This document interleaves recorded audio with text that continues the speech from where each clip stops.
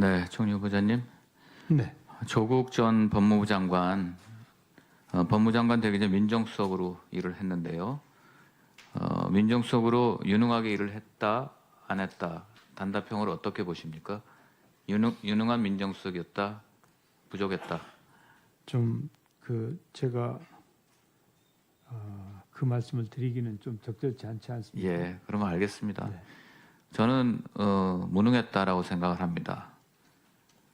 왜냐하면 본인이 최고의 검찰총장이라고 검증을 한 분이 윤석열 검찰총장이기 때문이고요. 그래서 이제 이분이 윤석열 검찰총장으로 대통령이 이제 임명을 하셨습니다. 그 자리에서 대통령께서는 정말 우리 윤 총장이라고 얘기를 하시면서 권력의 핵심부의 비리도 낱낱이 파헤쳐 달라고 부탁을 하셨습니다. 저는 검찰 조직을 잘 모르는 사람입니다. 그리고 있다가 윤석열 총장이 총장된 이후에 조국 법무부 장관에 대해서 수사를 했고 그 가족과 또 지금 청와대 하명 그 수사에 대해서도 조사를 하기 시작했고요. 또 울산 김기현 시장 선거 개입에 대해 수사를 하니까 지금 이제는 오히려 검찰을 조사하는 또 추미애 법무부 장관이 된 다음에 검찰 개혁이라고 하면서 인사를 이제 손을 댈 것처럼 이번 주에 아마 뭐 그런 일들이 좀 있어 보입니다. 검찰 인사위원회가 열리고 한간에서는 이게 그 본보기다, 본보기를 보이는 거다. 본인들이 임명하고 정말 우리의 치부도 드러내서 예외 없이 엄정하게 해달라고 부탁을 했는데 실제로 되니까 그걸 용서하지 못한다. 그래서 피해 숙청이 일어난다. 이렇게들 보는 시각들이 많이 있습니다.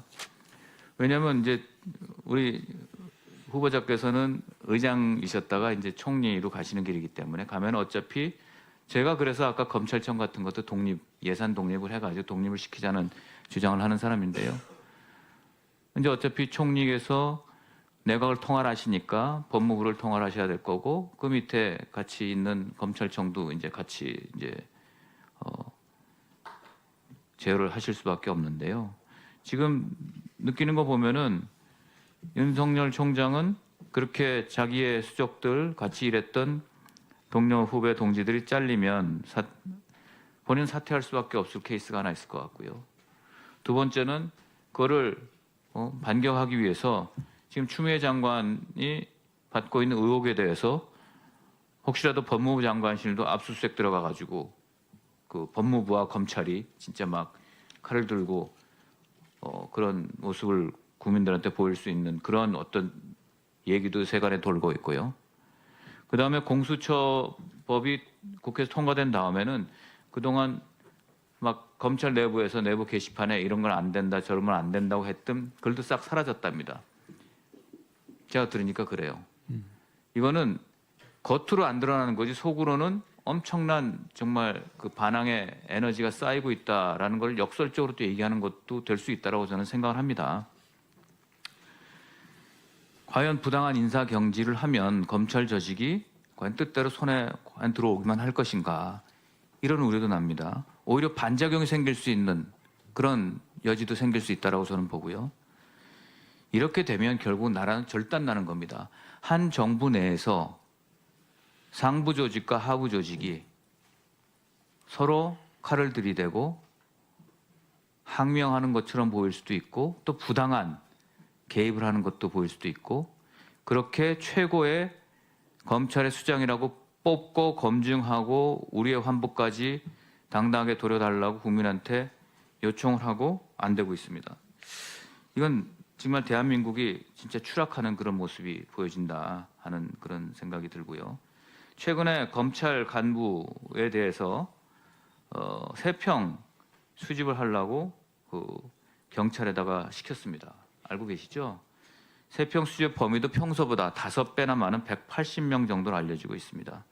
자, 이광철 민정비서관이요 청와대 선거 개입 수사와 관련해서 김기현 전 울산시장 측근 비위 첩보에 대한 관여했다는 의혹을 받고 있고요.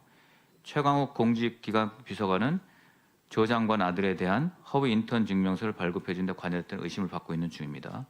이광철 민정비서관, 최광욱 공직비서관이 포함된 민정비서관실과 공직기관 비서관실이 검찰 인사 검증과 인사 대상자를 선별하는 것 자체가 저희들이 사회에서 말하는 재척사유에 해당된다고 생각이 드는 면이 있습니다. 그리고 마지막으로 문재인 정부는 2018년 12월에요. 대통령령으로 검사 인사 규정을 만들었습니다. 거기서 차장 검사나 부장 검사의 경우에는요. 필수 보직 기간을 1년, 최소 1년으로 정했거든요. 그리고 지난 7월, 작년 7월이죠. 검찰 인사를 단행한 지 6개월뿐이 안 됐습니다. 만약에 이번에 검찰 인사, 차장이나 부장 검사들을 6개월밖에 안 됐는데 인사를 한다면 국민들이 어떻게 보겠습니까? 왜냐하면 이거는 전 정권도 아니고 지금 문재인 대통령이 있는 문재인 정부에서 2018년 12월에 검사 인사 규정으로 만드는 겁니다. 그렇다면 선비는 뭐 오해나무 밑에서 갓깃을 매지 말라고 하는 옛 말도 있지 않겠습니까? 적어도 이번에 이렇게 검사 인사 규정을 만들어 놓고 이거를 스스로 파기하면서까지 검찰 인사를 강행한다면 그건 스스로 만든 인사 규정을 뒤집는 것이 되는 거고 국민들은 그렇지 않아도 갈등이 많은 대한민국이 정권 내에서 기관별로 기관끼리 싸우는 그런 모습으로 보복 인사다라는 그런 어떤 불명예를 피해가기가 참 힘들 것 같습니다. 이제 그런 내각을 통할하시는 입장이 뭐 되실 수 있는 그런 지금 입장이신데요, 후보자로서 이 경우 어떻게 생각하십니까? 국민들한테 어떻게 납득을 시키실 수 있고 어떻게 하시면 좋겠습니까? 지상욱 위원님께서 말씀하시는 내용들을 저도 언론을 통해서 접하고 있습니다. 그러나 국민들께서 걱정하시는 상황이 만들어지지 않기를 바라고 또 그럴 거라고 생각합니다. 저는 인사는 항상 순리대로 해야 된다고 생각을 합니다. 그리고 우리 검찰은 정말 국민의 사랑을 받을 수 있는 국민의 검찰로 거듭나야 된다 이렇게 생각을 합니다. 그 검찰 인사 내용에 대해서 그 인사는 법무부 장관하고 검찰총장하고 협의하게끔 돼 있다라고 말씀하셨잖아요. 네. 그렇죠? 근데 오늘 인사가 그러니까 협의라는 말이 제가 국회에서도 일을 하면서 참 묘하게 쓰이는 경우가 너무 많다라는 걸 느끼거든요. 이게 협의가 된 인사라고 저는 받아들여지지가 않고요. 그냥 협의라는 상투적이고 형식적인 그런 절차와 표현을 통해서 일방적으로 했다라고밖에 믿겨지지 않습니다. 왜? 이걸 협의했다, 이 인사를 받아들였다라고 하면 검찰 수장이 제정신이 아닌 분이라고밖에 느껴지지가 않습니다. 왜? 현재 지금 말씀드렸던 어저께도 제가 말씀드렸는데요. 그 조국 전 법무부 장관 관련된 수사, 또 청와대 하명 수사, 또 김기현 시장 선거 개입 수사, 유재수 전 부산 부시장 수사 이런 것들이 다 돼 있을 때 어저께도 말씀드렸다시피 이게 조국 법무부 장관이 민정수석할 때 정말 최고의 검찰총장감이라고 검증을 하고 평가를 해서 추천을 올린 무능한 민정수석으로서의 어떤 무능성 플러스 문재인 대통령께서 아까 뭐 주호영 선배님도 말씀하셨지만 우리 총장 처음에 임명을 하실 때 그랬다가 우리 잘못된 점도 아주 엄하게 다뤄달라고 요청까지 했는데 실제로 다루니까 이 일이 생겼다라고 대부분 국민은 생각할 수밖에 없습니다. 그게 오해든 아니든 그렇습니다. 지금 그게 그 인사가 검찰총장과 법무부 장관이 협의를 했다 하는 거 그렇고요. 이제 분명히 제가 언론에도 저희 당의 회의 때도 오늘 검찰 인사위원회가 있기 때문에 수요일 날 뭔가 소위 말하는 제노사이드 어저께 저는 이제 보복이고 숙청이라는 표현을 썼는데요. 일어날 것 같다라고 예측을 했는데 아니나 다를까 제 예측이 맞았고요. 이제 검사장급을 했으니 추후에 차장, 부장 검사 이동도 할 겁니다. 그렇지 않겠습니까? 당연히. 네, 그렇겠죠. 예. 어저께 말씀드렸는데 검사 인사 규정 지금 지난 7월에 인사한 분들 6개월밖에 안 됐는데 오늘 검사장 인사를 했으니 부장 차장 검사를 차장 부장 검사를 안 할 수도 없을 거고요. 이제 조만간 그 차장 부장 검사의 똑같은 대규모의 정말 숙청 비슷한 보복 인사가 단행될 건데 어제 말씀드린 대로 필수 보직 기간 1년, 최소 1년. 이것도 2018년 문재인 대통령 들어오셔서 12월에 만든 대통령령입니다. 본인들이.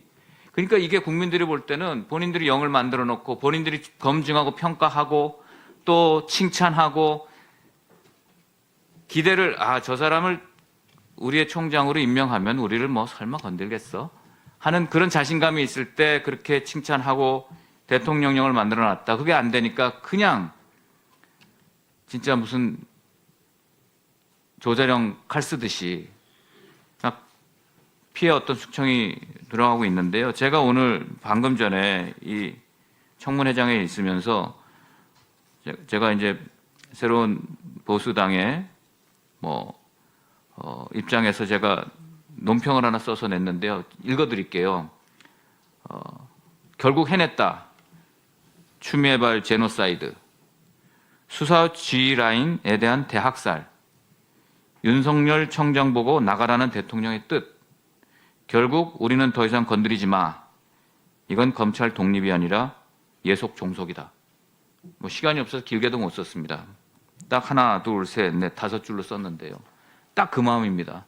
제가 굉장히 합리적이고 객관적인 마음인데요. 이렇게 국가기관이 어떤 원칙과 기준과 그것도 본인들께서 스스로 말씀하시고 만들어 놓은 규정도 무시하고 말의 일관성도 없고 이러니 국민들은 이제 헷갈릴 수밖에 없는 겁니다. 이 나라는 어디로 가는 것인가. 무섭고 두려울 수밖에 없습니다. 공수처도 만들었습니다. 이거에 대해서 내각을 통할할 총리 후보자께서 조만간 총리에 당연히 되시겠죠.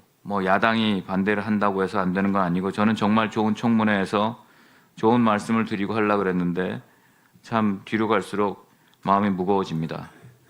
이거는 의회주의자이신 총리 후보자께서 정말 심각하게 좀 보시고 대통령한테 지금이라도 건의를 해서 이렇게 하면은 이건 안 된다라고 내 검찰, 네 검찰이 아닙니다.